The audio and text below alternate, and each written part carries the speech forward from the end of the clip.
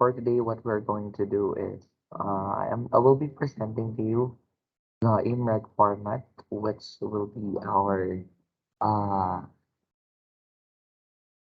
paper format for your practical research too, specifically the quantitative research. So I will be showing it to you. I was actually able to see yung inyong draft. So supposedly, dapat ngayon, you are able to gather your data. Anyways, mamaya i-discuss din natin yung ating literature review, which is actually part of your IMRAD paper or the IMRAD format of your paper.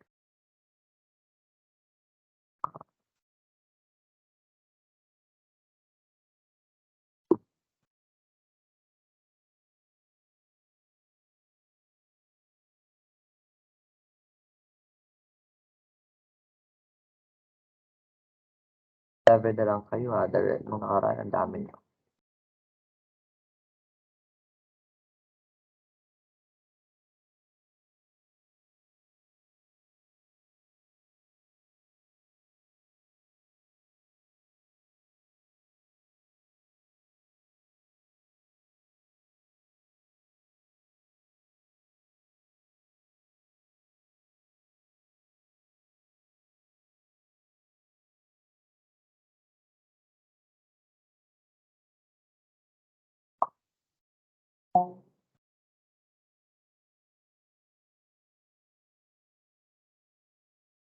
Okay, so right now, allow me to share my screen and show you the IMRAD format, which will be the format that you will be using in doing your paper. I hope that everyone is here already. Let me just check.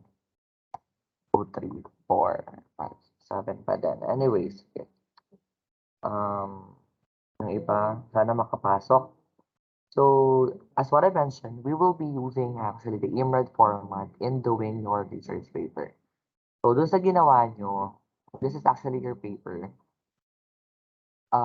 The format that we will be using will be this, okay, the IMRAD format, because I will include your paper to the research journal, which will be done by the grade 12 STEM. So this is the general formatting.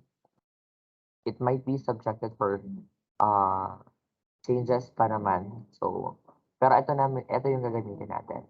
So, 112 times the Roman, 1.5 spacing, justify alignment, and indicate page number on the upper right. So, dito yun. So, in this specific format, we are going to put your title in here, the name and the affiliation. So, kung ilan kayo, then the affiliation. Later, I will be showing you an example of this. So, after this, after the title and the name and affiliation, you will be writing the abstract. But please, wala po munang susulat na abstract. Because when we talk about abstract, it is the totality of the paper in which andun na yung background, yung design methodology, findings, and the value. Kumbaga, it's the uh, synthesized summary of the whole paper. Okay, after the abstract, so again, when we talk about abstract, it will be done after the paper. Okay, and after that is the keywords. So, in a typical research paper, we include there the definition of terms. But in an IMRAD format, you don't need to include that. Okay, so just the keywords. So, halimbawa, if your title is about academic performance or secondary schools, so those are your variables. So, yun lang yung ilalagay po natin. And afterwards, we have the introduction, literature, methodology, result, and discussion. So, introduction, in this part, you are putting justification with regard dun sa mga things that you need to conduct, such as the background, no? The research question, the significance for idea and how to write, read the published journal for additional references. So once you were able to introduce the background of your paper, that's the time that you will have the discussion part, which will be done under the literature part. So there is this common question, sir, how many literature review na shall we need or shall we include? Sabi ko naman sa kanila, um, sorry, there are not, or you are not limited to 10 up to 15 literature review for as long as hindi siya magiging redundant. The thought will not be redundant. After the methodology, the literature, we have the methodology in which we will be including uh, the research design, the methodology. No, anong method siya? Is it descriptive, uh, correlational, quasi-experimental, or experimental research?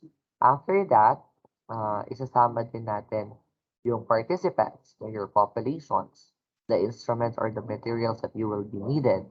Then, once you were able to discuss or to include those here, it's the time for you to design your instrument, the materials, and even do the procedure. If you're going to conduct a survey, if you're going to conduct a post test, a pre-test, post-test, gagawin na dapat natin sa methodology.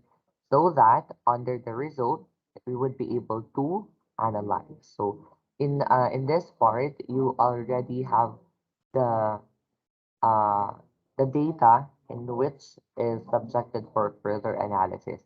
Nagagamitan natin ng tinatawag nating statistical trend. And after the result, we also have the discussion. So parang similar to a typical research chapters 1 to 5. Discussion is just like the summary, conclusion, recommendation, but in one or two paragraph in general. So for me to show you the example of this is just one plus example of an IMRAD format. By the way, is there any other concerns or questions about how does an IMRAD format look like? Meron pa po ba? Kung wala na, can I have a thumbs up, please?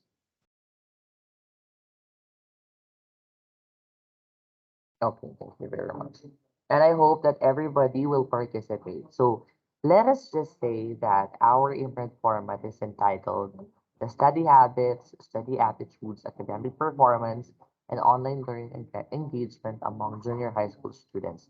So similar to the format I've shown you or I've shown you earlier, so dito nilalagay yung title, the name, then your affiliation. So if you have multiple members or researchers under that.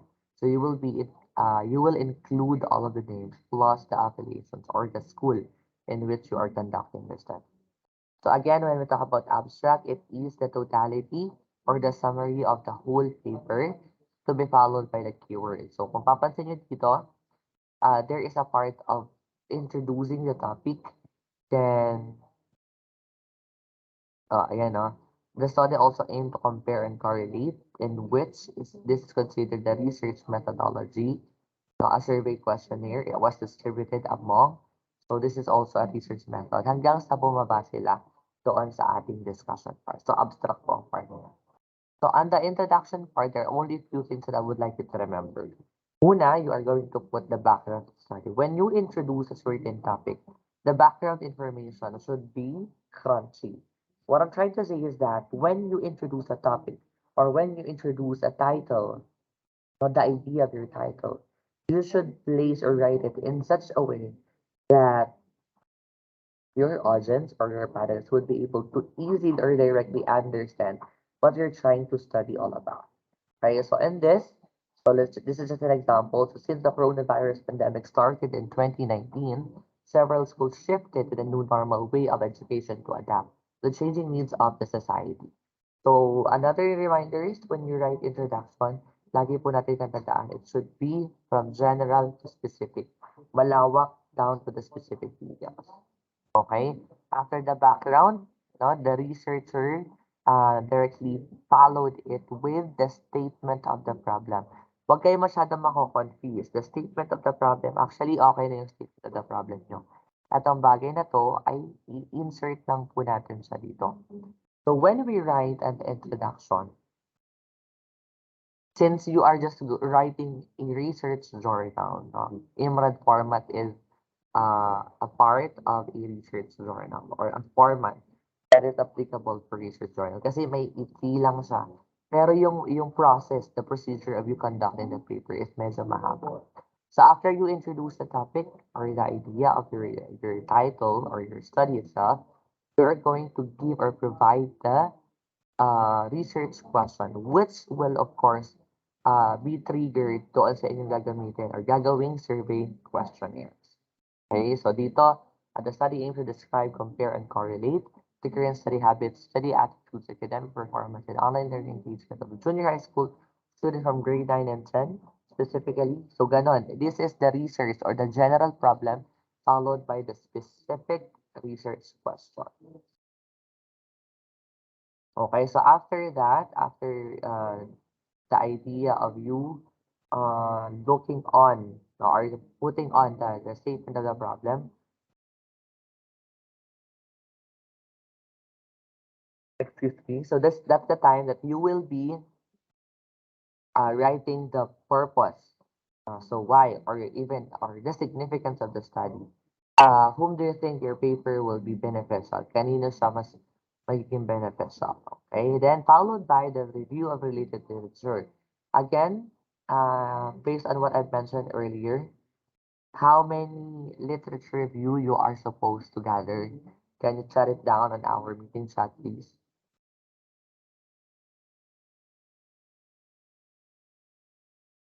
You have 10 to 15. Diba maximum na yung 15. You don't need to worry about it much. Basta, ang mahalaga, the information that you will be putting there is relevant. Okay? Or valid. Baka naman kasi kopya lang tayo ng kopya without even us analyzing if the information that we have placed is valid. Okay? Next is, Thanks for watching. Don't forget to like, comment, share, and subscribe.